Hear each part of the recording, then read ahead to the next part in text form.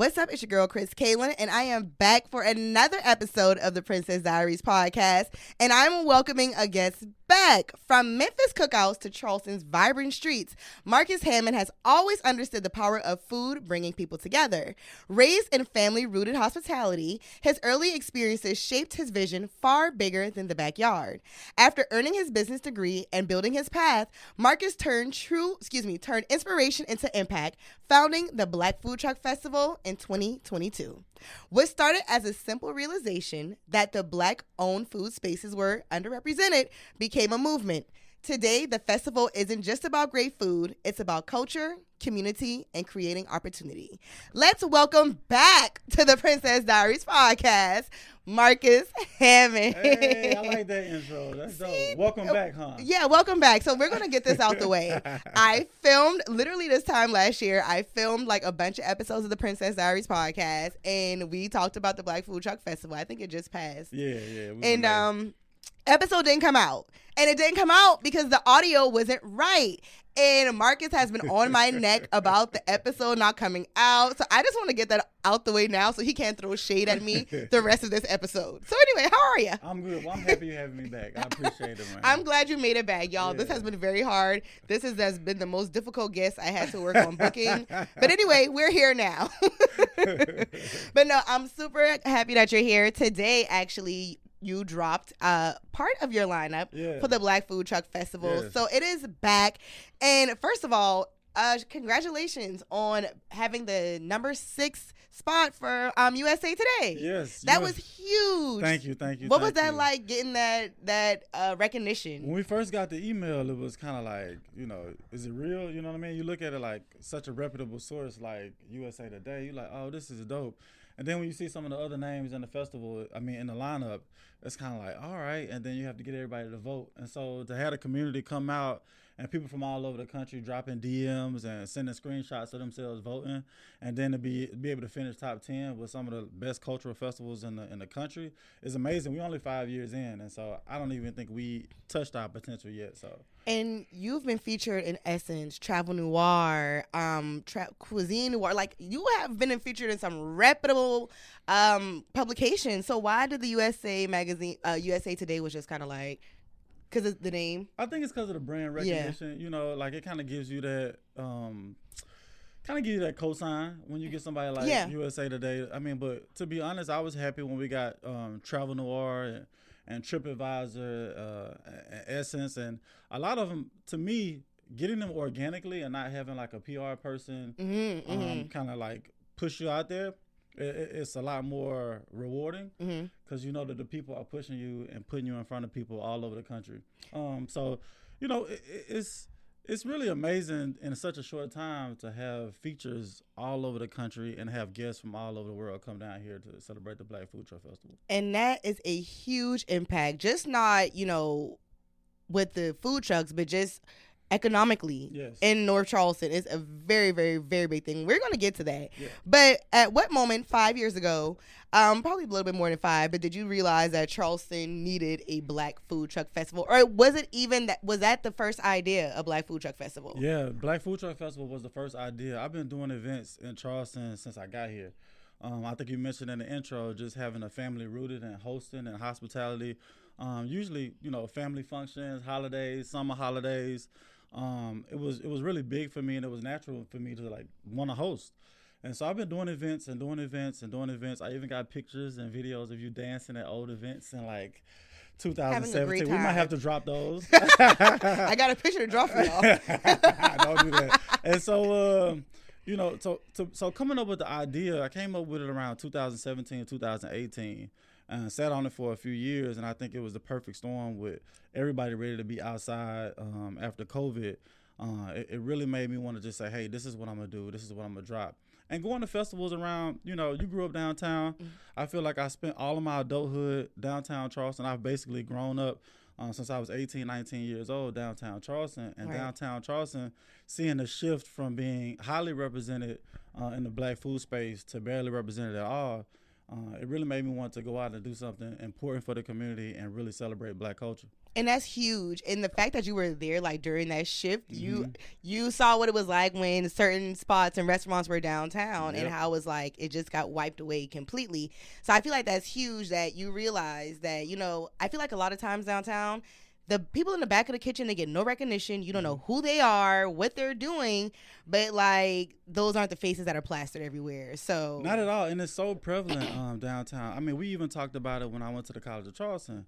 The cleaning people, the people who served our food and who we built relationships with over the years in the cafeteria, we always tried to show them love and like give them their flowers because they're the ones who really make the hospitality and tourism scene downtown turn. Yeah, absolutely. It's without them, there is no tourism scene. Absolutely. It's Chris Kalen, and this episode of the Princess Diaries has been brought to you by the Bill Green Law Firm. Are you dealing with accidents, injuries, or neglect? Make sure you contact the Bill Green Law Firm. No win, no cost. That's our promise. You touched on this a little bit, but how did your upbringing in Memphis shape your vision for building community-centered events? Well, if you know anything about Memphis, Memphis is a Black city. It's a blue-collar city. And I grew up, my mom is one of 10, and my dad is one of 6. So very family-oriented, always around family, friends, food and culture, and I just always wanted that to be prevalent in my life. Like, it's nothing like meeting people and building relationships and, having those relationships with family and then being able to extend those through events and hosting and hospitality. Like, that's really who I am as a person. Definitely. So when you first launched in 2022, at that time, what does success look like for you to have a successful festival? 2021. 2021. Yeah. We started in November 2021. For me, it was just about bringing a community together and having a really, really dope festival that people could be proud of. On the back end, I wanted to collect as much data as I could to be able to package it up and sell it for sponsorships and be able to make my money on the back end. And everything just kind of just blew up in a good way. I think, like I said earlier, it was just a perfect storm. It was that November 2021. Outside was like becoming a new word. Like now we so used to saying outside, but everybody was trying to get outside. Yeah. And so we had that first festival. It was really small, about 14 vendors, and we had it in the pavilion of the soccer stadium. And man, people showed up in droves. Like it really moved me to tears, like how people came out. Because I just wanted to do something that was fun and like on my heart. I'm a big lover of music, so that was my big thing, is being able to have bands and DJs. And then just really seeing families come out. It's a multi-generational event, a lot of family, a lot of people just coming together and meeting each other and talking and having a good time. And that's what I enjoy most. And when you first started, it was just, you didn't have the multiple events that you have leading up to the festival, right? No, not at all. Not at all. So, well, before we get to that, what makes the Black Food Truck Festival different from any other festival in Charleston?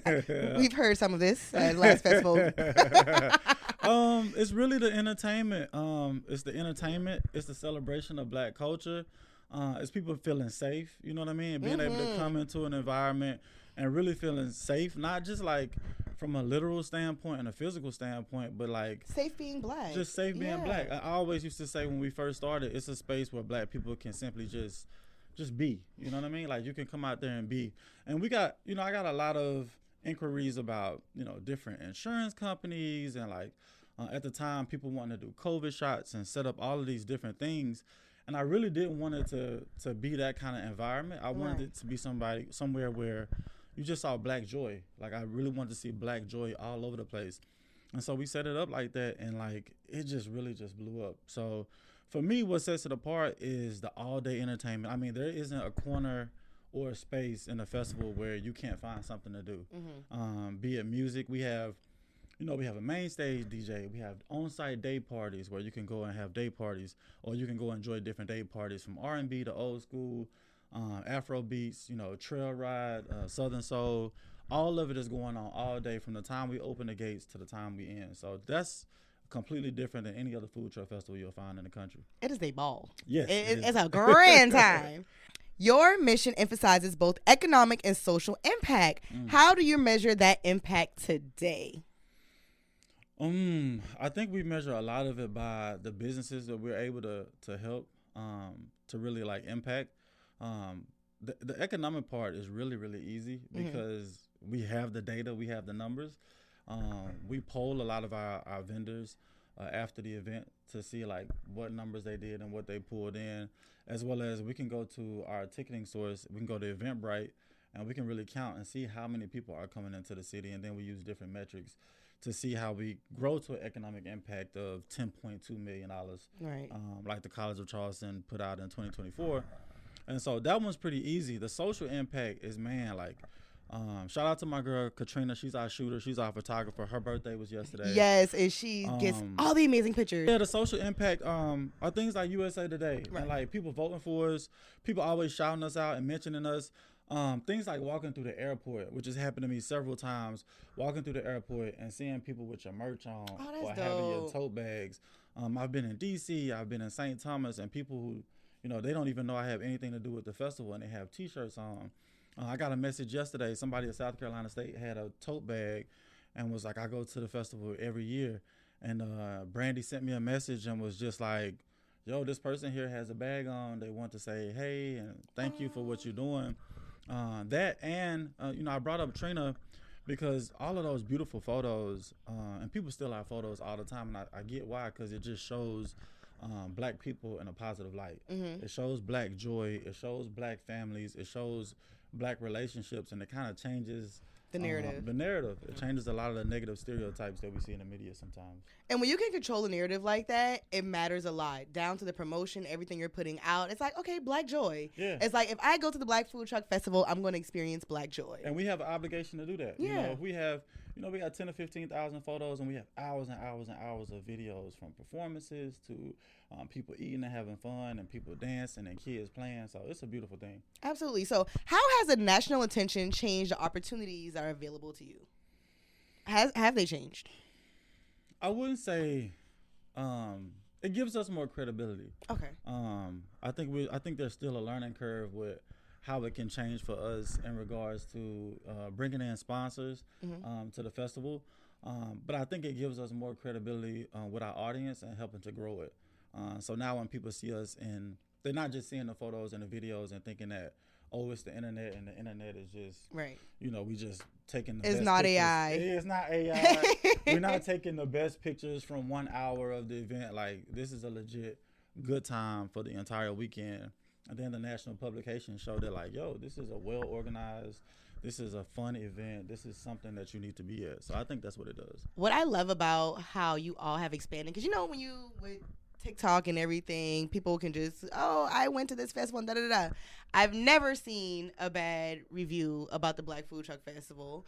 And I will say, when you grow like something so quickly, sometimes it's really hard for people to like match up the amount of people. Yes. So like, how were y'all able to like scale and meet the demand so quickly? Because it's only been 5 years. It's only been 5 years. And for us, it's a matter of, I always tell my team that, like, the customer isn't always right, but the customer's always first. So we put the attendees of the festival and we put the customers first in everything that we do. And we try to live up to it with, we have 15,000 to 20,000 people out at the park. Mm-hmm. And so, of course, you're not going to please everybody, but when we're doing it out of love and we're making sure we're putting the best effort to do that. And also, we don't just go through and delete any bad comments or any reviews or any emails that we have. We pay attention to them. Some of them we're like, okay, whatever. Like, that's just somebody just being ignorant. And some of them is like, they actually have a point. And how can we do this and be a whole lot better? Right. And which is why we have a team. Like, you got to get a team. I'm learning how to delegate and pass a lot of the stuff off. And I think that matters a lot. It definitely matters. And that's one thing, when you're so used to like, okay, holding everything close, and it's like, okay, I have to trust you enough to pass this off to you. Yeah. That is a big deal. Like, it is, but you can't grow unless you do No, it. you can't. But you have to have people that you trust, though. You do. Like, before I can give, I have to know that I can trust you. Like, you're going to treat this like you would treat it if it was yours. Mm-hmm. So shout out to the team for making this amazing. So how do you see food as a tool for storytelling and preserving culture within a Black community? Because you got to eat. You got to eat. You have to eat every day. And back in the day, from when we were enslaved and from our time throughout this country and all over the world, food was a way for us to connect. It was a way for us to sit down and for the day to stop. Because like I said, we have to eat. And when we stopped, before all of this technology, we had the opportunity to talk to each other and tell each other stories. And we had a chance to bond. And I think cooking is one of the most intimate things that you can do for somebody. So in those moments when you're with your family, I grew up in a family where the TV had to be off during dinner. Everybody had to sit at the table. And when you get a chance to eat with each other and bond and really tell those stories, cook with each other, learn from each other, and love on each other, I think that food is at the center of all of that. What's the last meal you cooked? Today, because I'm trying to get my body right for the festival, I had some grilled chicken, rice, and green beans. Tomato. I'm not okay. I'll ask after the festival. You asked. I want a better answer than that. I want to hear I don't know, something better. I'm not a chef, but I can. You gave the gym Betty diet. It's Tuesday or Wednesday. I mean, what you wanted me to be eating lasagna and pizza before I came? You're the founder, CEO of the Black Food Truck Festival. No tuna tartare, no caviar. I put it together. I'm the man behind the scenes. Okay, so you're from Memphis. Memphis is very black, as you said. So why do the festival in Charleston and not Memphis? Because this is where I spent all of my adulthood. You know what I mean? I left Memphis when I was 18 years old, and so I've been here and I've built so many relationships in business and just graduating from the College of Charleston and having all these different professional jobs and careers, from sales to banking to coaching at Burke, just really being a part of the community. I wanted to do it here. And this is such a big foodie city. Yeah. I mean, it's a huge foodie city. It's so much culture and so much food and so much beauty here that I wanted to do it here first and make it work. There was a TikToker. He was like, y'all keep saying Charleston food. And I went there. And I saw someone tag the Black Food Truck Festival. Yeah. And I was like, did you ask Charlestonians or did you ask TikTok? Anyway. And where are these people going to? I mean, you can go anywhere and pick places and have bad food. But, I mean, when Charleston, you can't tell me. There's no place in the country who has better food than Charleston. I completely agree. And listen, we've been trying, we're going to get Keith Lee to the Black Food Truck Festival. I'll be at Keith Lee's festival. I was going to ask you about that. Yeah, I'll be there in May. I've been trying to find him and catch him and hunt him down and get him out to the Black Food Truck Festival. But I'm pulling up to New Orleans in May. We're going to clip this. And y'all got to tag Keith Lee, because if you don't make it this year, you got to come to the next year, Black Food Truck Festival. Please and thank you. All right. So, what have you learned about leadership since becoming a CEO of the Food Truck Festival, the Black Food Truck Festival? Number one is delegating. You pick a team, you have a team for a reason, and you got to learn how to trust them. And I'm still learning how to do that. I have my hands in way too many pots. Just learning how to have your team and delegate all of those things, I think is probably like 1A would just be time management. For me, I can be like all over the place. Like I'm a visionary. I can be looking at one thing and thinking about the next and just kind of all over the place. So being able to say, hey, I'm going to do this for 30 minutes to an hour a day has really kind of helped me to settle down and hone in and not being afraid to go back to number one and delegate and say, hey, Chris, I need help with this. I need you to do this. Can you do this for me by such and such? Right. Those are huge for me. And then being able to say, like, I messed up, like holding yourself accountable and knowing that you're not always right and relying on your team for other creative ideas as well. Yeah, definitely. And you gotta have that team if you want to expand and make it bigger. I don't know what else to tell anybody. And speaking of inspiring entrepreneurs, those inspire entrepreneurs, especially from the underrepresented communities, what advice would you give them? Go for it. I would tell everybody just to go for it. The biggest thing you can do is just jump out there and figure it out. Now, I'm not telling people to be reckless, because if I had to do it all over again, I would stay in my role as a banker while I built up my business. Right. It's so sexy to be an entrepreneur now. It is very hard. And I think a lot of times people like to really look at other people who have 9 to 5s and they really be like shitting on their profession and their job, and like, it's not about that. Like, whatever, learn yourself and figure out what's best for you. You can really live a beautiful life working a 9 to 5 But if you want to be an entrepreneur, I would say write it out, make it plain, and then jump out there and do it. And if you want to be an entrepreneur, you're working 24/7. This is, I don't know what time it is, but it's after 5. I'll tell you that. You are. You're always working. You're always thinking. And I mean, you have to be logical in figuring out how you can make money. Yeah. And if you're working a 9 to 5 and you want to be an entrepreneur, I would really look at your 9 to 5 as your investor. That's your first investor to be able to put some money in your pocket, and so you can jump out there and be an entrepreneur. Exactly, because you need somewhere. You need somewhere to live and all those things. So just don't jump off the porch. And you got to learn the numbers. You got to learn how to make some money first. Like, you're not an entrepreneur if nobody knows you're in business and you're not making any money. As my granny would say, ought from ought is ought. 0 from 0 is 0. If you got 0, you can't do nothing else with 0. You're right. Okay, so what legacy do you hope that the Black Food Truck Festival leaves in Charleston and beyond? Even though we're just getting started. Just a legacy of love and Black joy.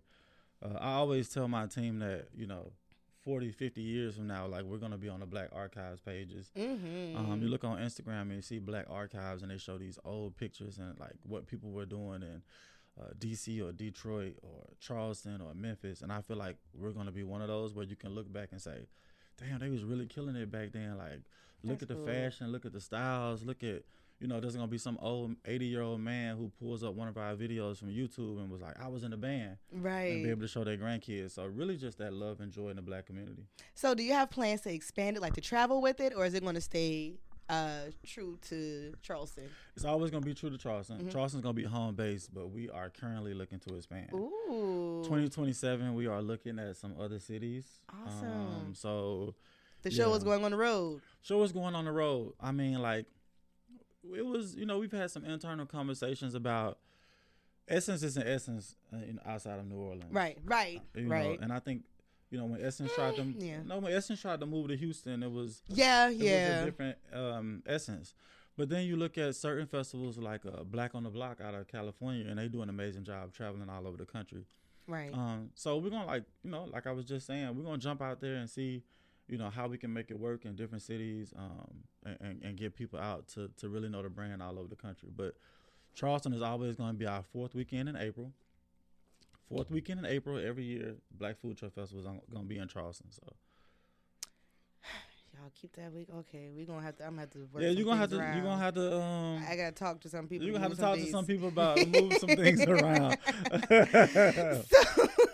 All right, so I'm coming to the Black Food Truck Festival. What can I expect? Because I know you dropped the food truck lineup and the artisan lineup today.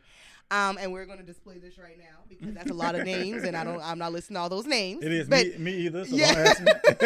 But you also, so you have, I know last year you had your opening party, and is there anything that you can come on, give us the deets. We want the deets. We started in 2022 where it was just a festival on Saturday and Sunday. Right. And if I'm being honest, like, we were having so many people coming in from out of town, and they were like, so where do I go? Right. I mean, we live in Charleston, and we still ask each other on the weekends, like, what are we doing? What are we doing this weekend? And so for me, it was a chance to get my, like, creative juices and, like, everything that I've wanted to do the last few years, and, like, do those events and put them out there. And so now we have a full weekend of events. This year, Friday night at the International African American Museum, we have Rhythms and Booze, which is our opening soiree. It's semi-formal, so y'all make sure y'all pop out looking good. Please. Looking good, smelling good. No jeans. Don't come in there looking crazy. It's a semi-formal event. Thank you. And last year, we had such a good time at the museum. So shout out to the museum for being one of our sponsors. They were incredible to work with. Awesome. We have a great time out there. Saturday and Sunday is the festival. So you want to come in VIP, come in at 11 a.m. And what does VIP include? Because sometimes people don't read. VIP includes an open bar. You have an open bar. Open bar. That's all I need to hear. But anyway. 11 a.m. to 7 p.m. open bar. Y'all want people to fall in the bush. You can't go anywhere in the country and pay $125. No, you cannot. Or $140. I think it's $140 right now from Early Bird. That's a marathon of a day. It's not a sprint. You get in early at 11 a.m. You get an open bar, a shaded area, your own restroom. And we also have food until it runs out. And we didn't run out last year. That is a really good deal. Shout out to Courtney DePort. They did a great job coming through and catering. And so Courtney and Marcus, they did an incredible job. So that's not bad. 125 VIP. Food all day long from 11 a.m. to 7 And p.m. if you don't want to stand in the line. If you don't want to stand, also you don't have to. If you don't want to come in at 11 a.m. If you come in, at 1 or 2, you can just walk right in if there's a line. But if you don't want to stand in that line, because the line does start at 10:15, 10:30. If you just want to walk in, you can walk in at 11 a.m. and eat. Saturday night we have Trapioke. Favorite event. Favorite. I mean, I love the Black Food Truck Festival, but it's like right there. Yeah, Trapioke is fun. I love Trapioke. It's a really good time. Yo, I get to. Anyway. That's gonna be at Union Station Saturday night, and then Sunday night we having Lover Boys on Pluto. Oh, you brought that back. I did bring that back. That's gonna be a fun party. Oh, these are all fun. Yeah. Okay. So if you don't know what Lover Boys on Pluto is, yes, it is a Future and Drake. It's nothing but Future and Drake music. And I like the event, y'all, because y'all go to events and it's just like, oh, we playing this, and then all of a sudden you hit NBA YoungBoy. No offense to my YoungBoy fans, but like, don't do that. Yeah, I know. I probably gotta cut that part out too. Oh, Lord. But yeah, no. But like literally, it was DJ R. Dot and Tantrum last time. Oh, they're doing it again? They same group. And they played. See, they understood the assignment. I'm sorry, I'm going to cut you off, but I was very excited about that. So, and the drinks y'all had, everything was very nice. Yes. So the drinks were amazing. We did have some Purple Sprite. Yes. Which was a THC infused cocktail. 10 out of 10. Provided by Sweatman's. We worked with Limbo. That was an amazing event. And then I think when you come to that party, you don't realize how much music they both have. Yeah. And the features. Yes. And they have a lot of music. And it can go from pop to like, R&B to like, that was I'm excited about all we these had a good events. time. I think it was about 40, 50 people, if that, and we had a ball. A ball was That had. was a fun time. Yeah. So that's going to be on Sunday night. That's for the people that's going to be staying for the whole weekend. I think we're going to end up doing that actually at Sweatman's. So, cool. Yeah, Sweatman's I love Sweatman's. I love Danielle and Brent. I love them. They're dope. They're really dope. So that's kind of the rundown of the weekend, aside from all of the artists that we got coming. Are we getting that lineup? I mean, you said you're dropping. You might as well drop it. I mean, in. we got the Renaissance Orchestra coming. I love them. They were Your awesome. mama came through and had a great time. She said she wanted to see them again. So we got the Renaissance Orchestra coming. Of course, Red Sample. Everybody loves Red Samples them. coming. DJ Pay Me is going to be at the Black Food Truck Festival this year. That's the Southern Soul. You already know. Okay, yeah. So for all my people who like to step, trail ride folks, Sunday, DJ Pay Me. Don't do it because I got that video of you from back in the day. Oh, we need to put that right here. DJ Pay Me on Sunday is going to be at the Black Food Truck Festival. Oh, they're going to have a time. They're going to be kicking up a lot of dirt, y'all. Yes, it's going to be. I went and kicked it with him a couple weekends ago. Oh, that's dope. Look at you. Yeah. Bringing the state together. In the R&B and Southern Soul Rodeo out in Florence. I went and kicked it with him, and we had a good time. That's cool. You doing boots on the ground, not marketing, but guerrilla marketing all over. Yeah. I'm all over the state. I'm trying to get people to buy tickets early. Yeah. They don't, but I'm trying to get them. I'm gonna say, welcome to Charleston. Can you buy them at the gate? Yeah, right. So that's gonna be that Sunday is going to be crazy. He's gonna be on the side what we call the yard, which is also set up for all of our MPHC. So cool, like a tailgate. Like a tailgate. So we're gonna call it the yard. It's his own section over there. It's gonna be a container bar. We got 3 container bars at the festival, so you'll be able to go to each one at the day parties. He'll be out there. We got, I mentioned Red Sample. We got Live in the Flesh. Charleston Lover Live in the Flesh. And do. And we do. And we got Trap Jazz is coming back. We got Buddy Red coming. Oh, cool. You know who Buddy Red is? Oh, that's Yeah. Oh. Yeah. So. That's the other one. Okay. I didn't mean to. Yes. You know that's Buddy Red. Yeah. She said the other one. Yeah, I forgot. Buddy, if you see this, I'm just messing. You're one of the very talented Harrises. I knew exactly who you were, but in my mind, I was like, I forgot because it's just like you only see like Damani and anyway. Yeah, he'll be out there with his guitar. You know what I mean, cool. doing his thing. Like that's gonna be dope. We haven't. He loves Charles. They love Charles. They do. We haven't released any of the entertainment lineup, so I'm excited to see the response when we introduce that tomorrow morning. So yeah, it's gonna be a really good. And then we got all of our DJs, from Charleston. We got Ruben, Illadale. We got Tantrum, R-Dot. Let me stop naming people because I forget. You're going to forget. And that's how I was like, I'm going to let you name them. That's how I'm nodding and agreeing. Make sure, go to the website, go to blackfoodtruckfestival.com. We'll have all of this up. To get your tickets, hotels, everything. Tickets, everything you need. Make sure you go to blackfoodtruckfestival.com. So if someone is watching this and they're like, I've never heard of the Black Food Truck Festival, blah, blah, blah, why should I come? Why should they come? It's a celebration of Black culture, but it's also a celebration of love and joy for the community.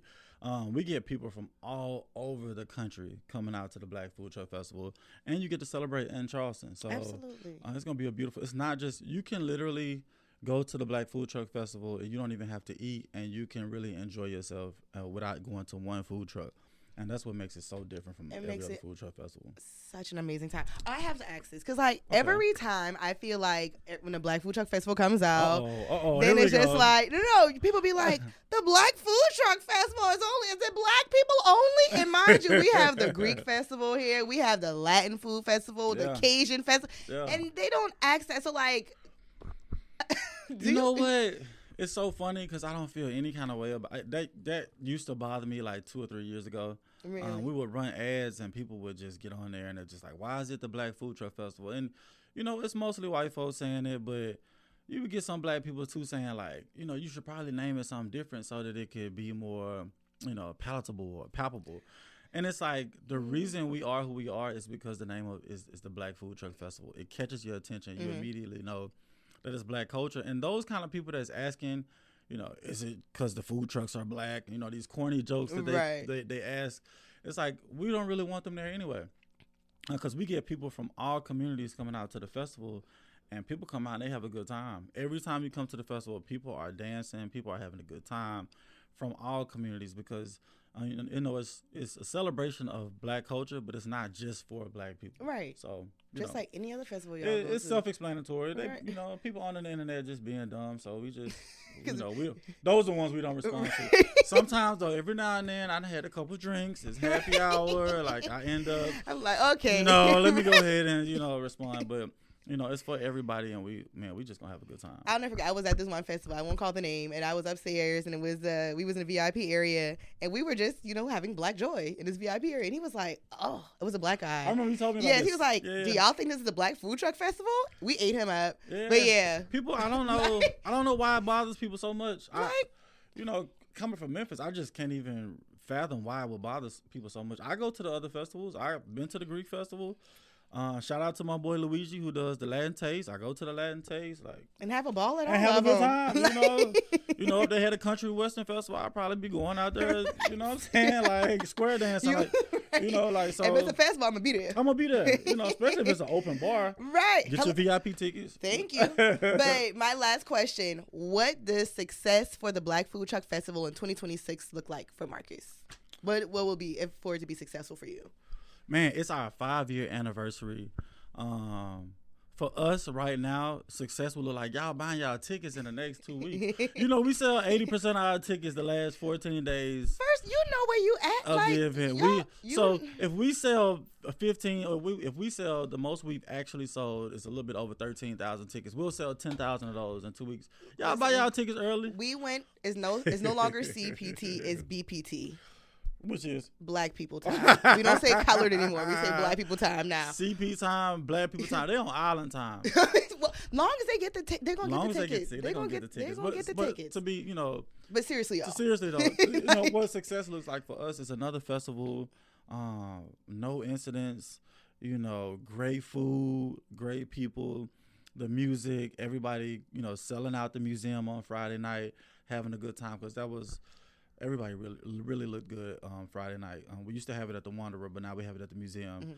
Mm-hmm. And really people just coming out and enjoying themselves, man. We do this every year, and it's becoming a staple in the community. It is a staple in the community here in Charleston. It's becoming a staple. Across the nation. And so we just want to continue doing what we're doing and really celebrating the fact that, we've been here for 5 years. I think that's awesome what you're doing. I'm super proud. Congratulations on the 5th year. I know it's going to be amazing. How can people get connected with the Black Food Truck Festival, socials, website, all that good stuff? And how can they buy their tickets? You can buy your tickets at blackfoodtruckfestival.com. All of our socials. We just went viral on TikTok. We went from like 3,000 followers to over 20,000 followers on TikTok. So you can catch us on TikTok. We own all of our handles are Black Food Truck Festival, and so Black Food Truck Festival, Instagram, TikTok, Threads, all of those you can find us. You want tickets? Go to blackfoodtruckfestival.com. You want to volunteer? We'll have links for that. We'll have the tickets on there, like everything you need. We pretty much got on the merch, website. all that good stuff. Oh yeah, thank you. We got merch dropping. We are. Listen, one thing about the festival, that first day, we're going to sell out of merch. That's a good thing. We will sell out of merch. So that means treat it like you treat the Beyonce merch. Yes. Make that the first stop before you get the food. And we are so thankful. We put the merch stand right in front of, the entrance.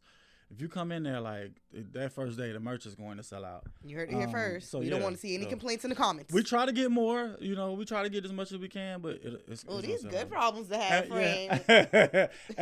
and we got some new styles coming out. They'll probably be up Monday next week. We got some new merch coming out. Like, it's going to be dope. It's going to look good. We got stuff in all sizes, and we just continue to expand, man, and do our thing. Well, cheers to another 5 and another 5 and another 5 and another 5 after that. And cheers to you. Congratulations. Thank you for coming back.